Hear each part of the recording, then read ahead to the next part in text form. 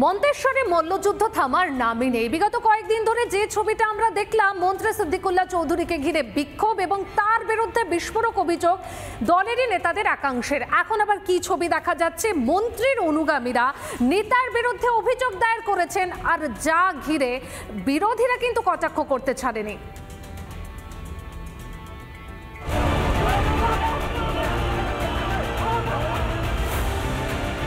মন্তেশ্বরে তৃণমূলের গৃহযুদ্ধ ক্রমে বড় আকার নিচ্ছে। এবার মেমারি ২ নম্বর পঞ্চায়েত সমিতির সভাপতি ময়না হালদার টুডুর বিরুদ্ধে থানায় অভিযোগ দায়ের করলেন মন্ত্রী সিদ্দিকুল্লাহ চৌধুরীর অনুগামীরা।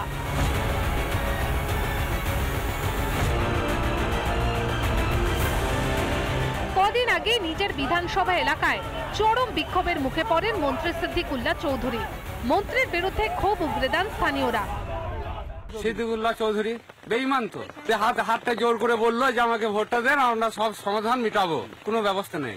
তৃণমূলের বিধায়ক সিদ্দিকুল্লাহ চৌধুরীকে দেখেছেন? না। কোনোদিন এলাকায় আসে? না। এরপরে মন্ত্রীর বিরুদ্ধে দুর্নীতির অভিযোগ তোলেন মেমারি ২ নম্বর পঞ্চায়েত সমিতির তৃণমূল সভাপতি ময়না হালদার টুডু। আমার কাছে যে প্রমাণটা আছে, উনি যদি প্রয়োজন মনে করে উনি আমার কাছে দেখবেন, আমি ঠিক জায়গায় প্রমাণ সহকারে আমার ডকুমেন্টস আমি পাঠিয়ে দেবো। তবে তিনি একা নন। একই সুরে সিদ্দিকুল্লাহকে আক্রমণ শানান মন্তেশ্বর পঞ্চায়েত সমিতির সভাপতি আহমেদ শেখ।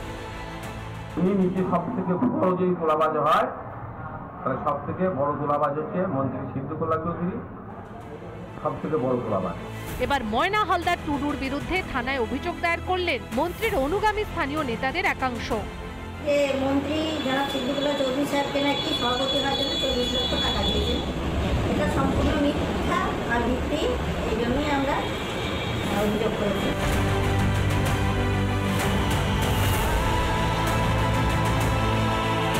মন্তেশ্বরের টোটাল ঘটনাটা আমাদের রাজ্য নেতৃত্ব দেখছে। এ ব্যাপারে যা বলার রাজ্য নেতৃত্ব বলবে। কারুর কোনো অভিযোগ থাকলে সে দলীয় স্তরে জানাতে পারে। যে সিদ্দিকুল্লাহ আমার কাছ থেকে ৪০ লক্ষ টাকা নিয়েছেন, বা সিদ্দিকুল্লাহর অনুগামীরা যারা, তারা বলছেন না নেয়নি, এই বিষয়টা যথেষ্ট সন্দেহজনক এবং আমাদের কাছে মনে হয় যে এই বিষয়টা সম্পর্কে সম্পূর্ণভাবে নিরপেক্ষ তদন্ত হওয়া উচিত। মন্তেশ্বরে তৃণমূলের সংসারে মল্লযুদ্ধ থামার বদলে দিন দিন বাড়ছে। মমতা কি টের পাচ্ছেন?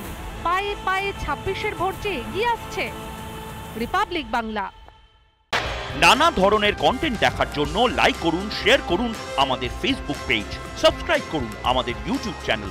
পাশাপাশি অন্যান্য ব্রেকিং নিউজের জন্য অবশ্যই চোখ রাখুন রিপাবলিক বাংলায়।